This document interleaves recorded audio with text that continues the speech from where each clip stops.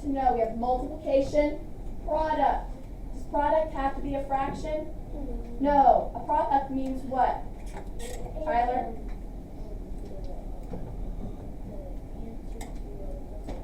Answer to any multiplication problem. So product, remember, can be a whole number, it can be a fraction, it can be a decimal. Mixed number, Dave told us, is a whole number mixed with a fraction. Example 2 3/4 here. Improper fraction.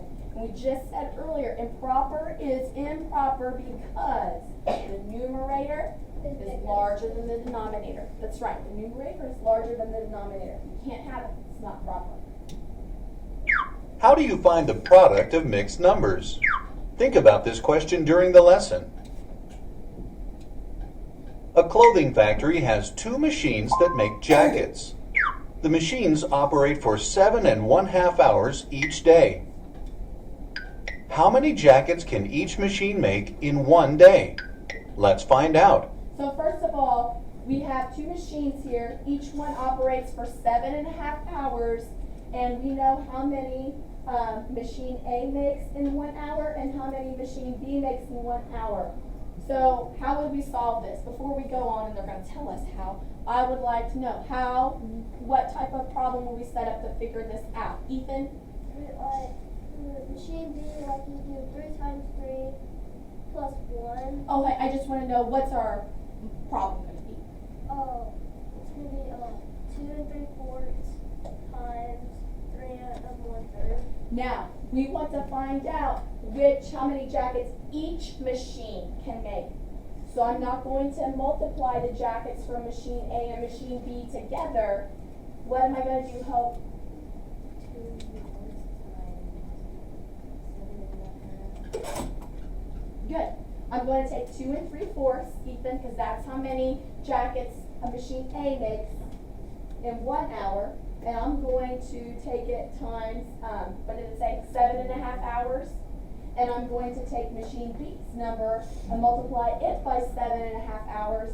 Then I'll be able to see how many jackets each one can make in a day. And I think as we go on, that makes a little more sense.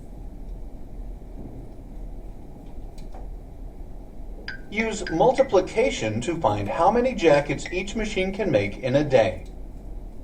Which machine do you expect to make the most jackets? Why? Of all, Desiree, which one?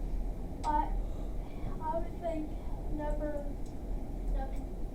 machine A, machine A. You think machine A is going to make the most jackets in 7½ hours? No, I meant machine B because it has Yes. 3. Yeah, right. Just by looking, okay, machine B, 3 1/3, okay, is larger than 2 3/4.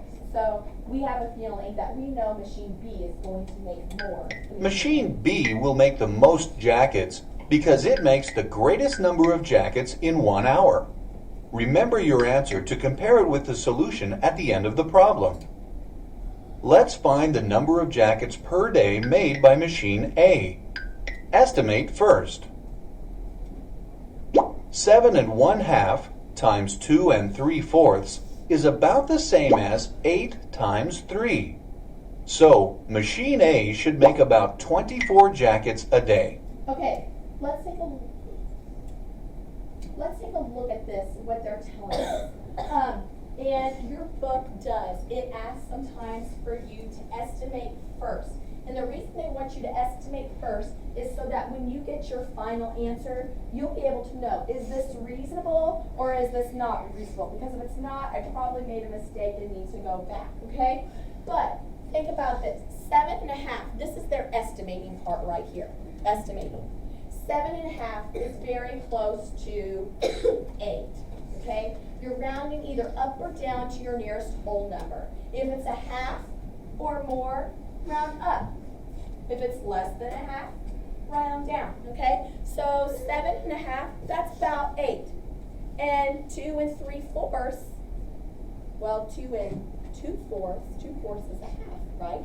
So this is more than a half, so this would be times 3, okay? So we're going to get about 24 whenever we really solve it. So let's go ahead and really solve it. And you can work this out in your notes, okay? So we're working on machine A first of all. we're gonna take 7 1/2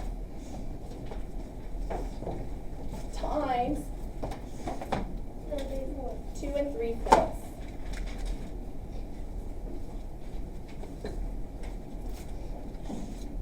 Dylan, someone, you will be writing. Dylan out. You will be writing.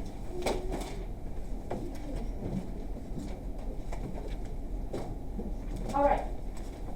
So this is a little different. This is different than what we've done before, and it is because we have a mixed number here rather than just a fraction with a numerator and denominator. So when we have a mixed number, that gives us an extra step because we have to turn this into a fraction that only has a numerator and a denominator. Now, we haven't covered this in math, but we have done stuff like this in our morning work.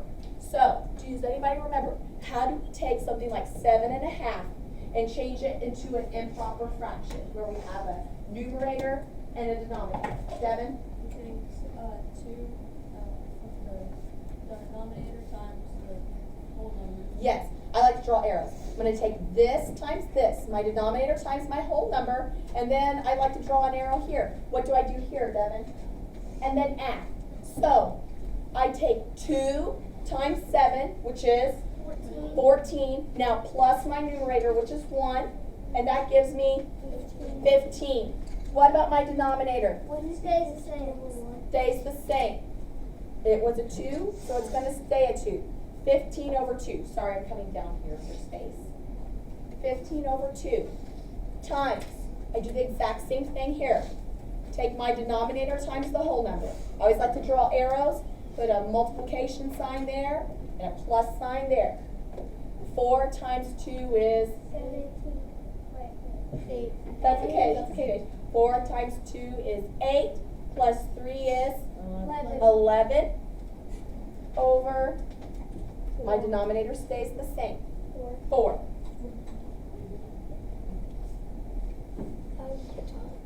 Now, does this look familiar to you? Yes, yeah, it should, because this is just multiplication like we have been doing. I like to look to cross cancel.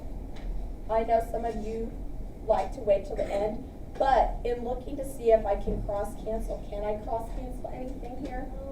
No, I cannot. And so, 15 over 2. Okay, so now I need to multiply. 15 times 11, I'm going to come over and find what 15 times 11 is. 5 times 1 is 5. 1 times 1 is 1. Put a 0, mark out that 1. 5 times 1 is 5. 1 times 1 is, add them up. 5, 6, 1. Our numerator, 165. Corey, I expect you are working this. Now denominator, we multiply by going across. 2 times 4 is 8. Sirens are going off. Why are sirens going off, Kennedy? What happened? I can simplify it, but you're right. But what makes this a special case, Gabe? Yeah, the numerator is larger than the denominator. I can't have this.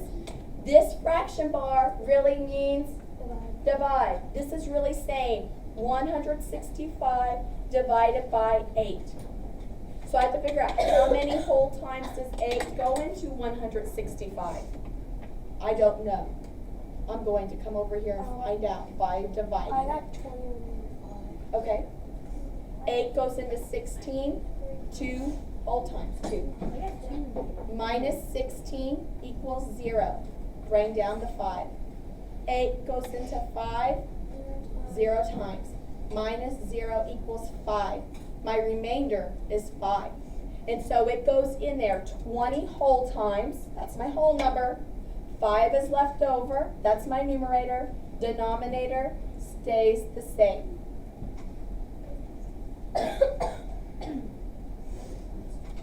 So 20 and 5 eighths. Yes. Yes. Now, let's see how does this relate? How does this correlate back to that estimate? Now let's think. When we estimated, we got an answer of 24. That's larger than what we got for our exact answer. Does it make sense that our estimation would be larger than our exact answer? Why? Why, Hope? We don't always expect it to be larger. Not always.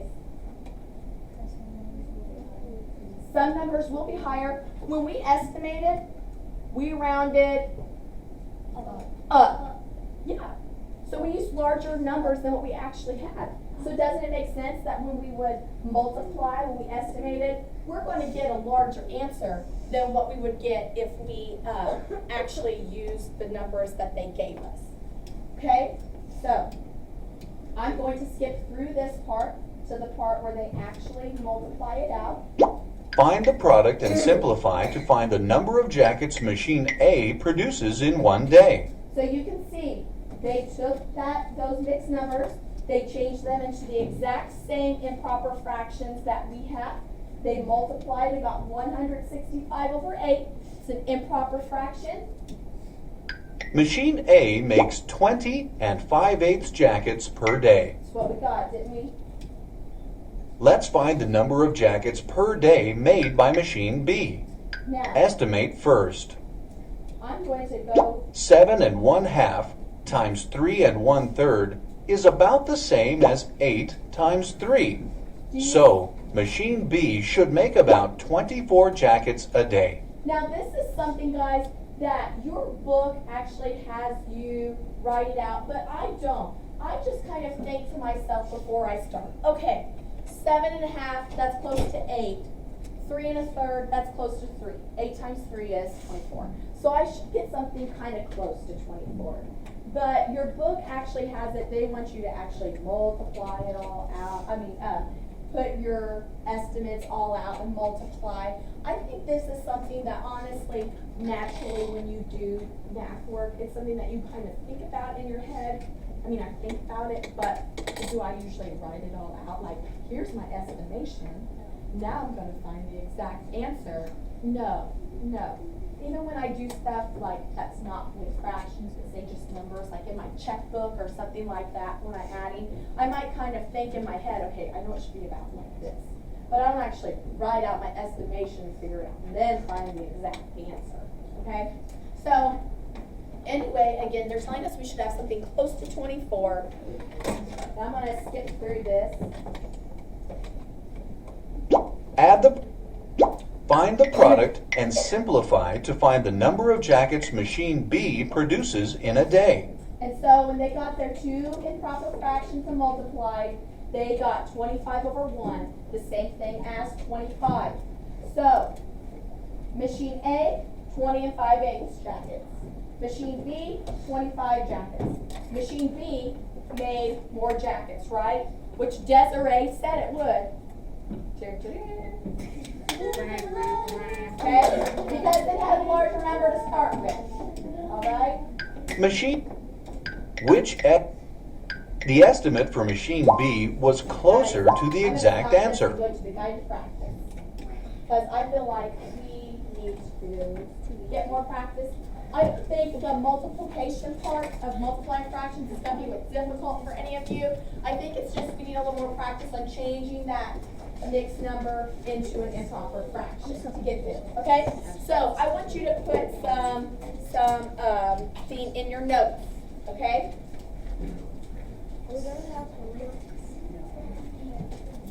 Here we go.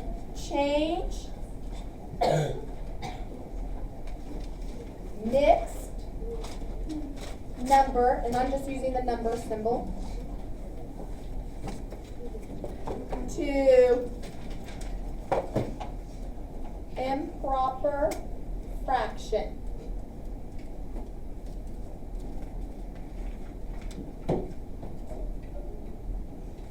I just keep on hearing that noise. I just heard it first. Yes, you did. Can you shut it off? That's like 5th time hearing it. Yes, it doesn't so much. Okay, and I'm just going to give you an example of one here. Let's say 2 3/4. This goes in your notes, so you always have this, so you know how to change it.